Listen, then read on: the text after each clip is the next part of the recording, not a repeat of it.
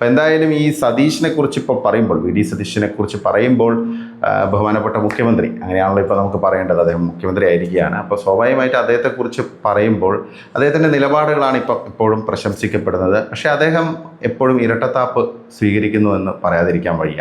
പ്രത്യേകിച്ച് ഈ വർഗീയതയുടെ കാര്യത്തിൽ വരുമ്പോൾ ഇപ്പോൾ ഈ പറയുന്ന മുസ്ലിം മത സാമുദായിക പാർട്ടിയായ, കേരളത്തിലെ ഏറ്റവും വലിയ മുസ്ലിം മത സാമുദായിക പാർട്ടിയായ മുസ്ലിം ലീഗിൻ്റെ പിന്തുണ അദ്ദേഹം തേടിയിട്ടുണ്ട്. മുസ്ലിം ലീഗിൻ്റെ പിന്തുണ അദ്ദേഹത്തിന് നന്നായിട്ട് ലഭിച്ചിട്ടുണ്ട്. അതിൻ്റെയും കൂടെ ഒരു റിസൾട്ടാണ് കേരളത്തിലെ അദ്ദേഹത്തിൻ്റെ മുഖ്യമന്ത്രി പദം എന്നുള്ള കാര്യത്തിൽ ഒരു സംശയവും വേണ്ട.